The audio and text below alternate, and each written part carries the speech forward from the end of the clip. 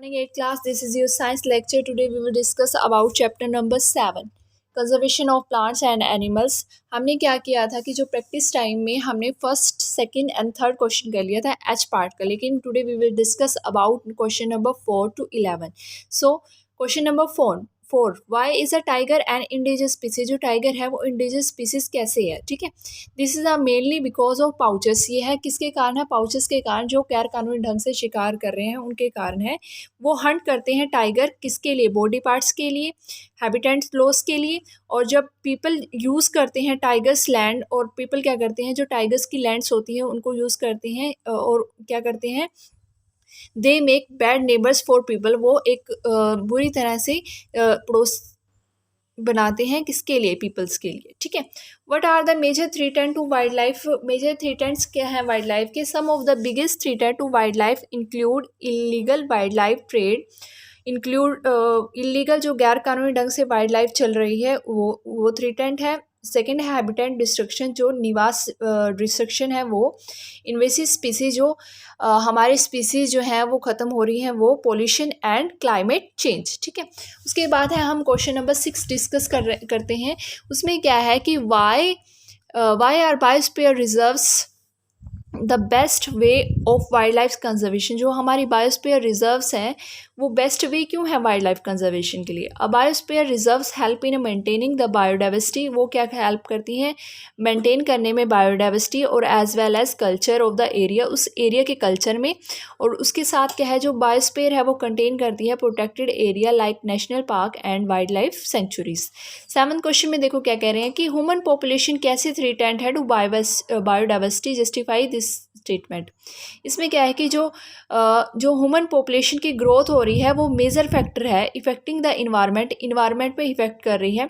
जो पॉपुलेशन है उसे लैंड की स्पेस है हाउसेस बनाने के लिए और इंडस्ट्रीज बनाने के लिए, ठीक है. और वो क्या कर रहे हैं कि फोर्स कर रहे हैं कि leave her forest by deforestation यानी वो वनों की कटाई कर रहे हैं रहने के लिए. यह क्या कर रही है कि इफेक्ट डाल रही है बायोडाइवर्सिटी पे, ठीक है.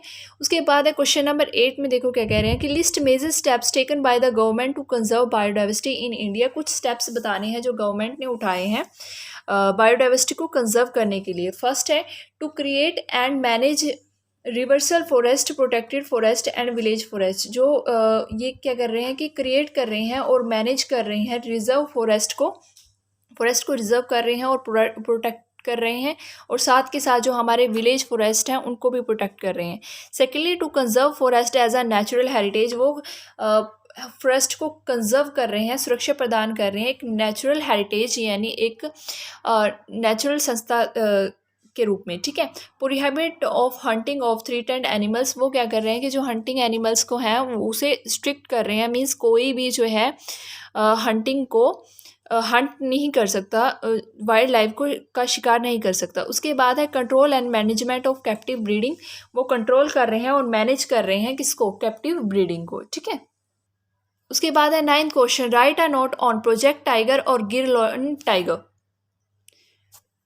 Project tigers was launched in 1973. यह किसमें लॉन्च हुआ था? 1973 में. सेव टाइगर्स, टाइगर को सेव करने के लिए फ्रॉम पाउचिंग. ये जो गैर कानूनी ढंग से जो क्या कर रहे हैं, शिकार कर रहे हैं, उनसे बचाने के लिए. Under this project 50 tigers reserve have been establish in India. जो हमारे 50 टाइगर्स हैं उनको रखा गया है इस प्रोजेक्ट के अंदर, ये इंडिया में इस्टेब्लिश हुई है. सेकेंडली है Gir lion project. This project was started by the government of Gujarat in 1972. यह जो प्रोजेक्ट स्टार्ट हुआ था वो गुजरात में स्टार्ट हुआ था 1972 में, प्रोटेक्टेड एशियाटिक लॉयन को सेव करने के लिए, ठीक है. उसके बाद है 10th question, What does IUCN stand for? Which name it has been replaced by? IUCN जो है उसका नाम रिप्लेस किया गया था. ये क्या था? International union for conservation of nature and natural resources. As a first global environment union it brought together government. जो ये फर्स्ट ग्लोबल इन्वायरमेंट यूनियन थी, ये क्या गवर्नमेंट लेकर आई थी, and civil society organisation with a shared goal और to protected nature की, जिससे क्या है कि इसका क्या था, मेन एम क्या था कि हमारी जो बायोडाइवर्सिटी है उसको प्रोटेक्ट करना. उसमें 11th क्वेश्चन में देखो क्या कह रहे हैं, what do you know about Chipko movement. Chipko movement क्या था? द चिपको मूवमेंट और चिपको आंदोलन was a forest conservation movement in India. ये फॉरेस्ट कंजर्वेशन यानी जंगलों को सुरक्षा प्रदान करने का मूवमेंट था इंडिया के अंदर। ये बिगन हुआ 1973 में उत्तराखंड में, then a part of Uttar Pradesh. फिर ये किस चीज़ का पार्ट बन गया? उत्तर प्रदेश का। And went out to become a rallying point for many future environment movement all over the world. फिर क्या हुआ कि बाद में ये पूरे वर्ल्ड का क्या बन गया? चिपको मूवमेंट। ठीक है। इसी तरह जो इसके बाद क्या हुआ कि जो पूरे वर्ल्ड में जो मूवमेंट स्टार्ट हो गई, मीन्स कंजर्वेट करना प्लांट्स को और एनिमल्स को कंजर्वेट करना एक आंदोलन बन गया था। ठीक है, एक मूवमेंट बन गई थी।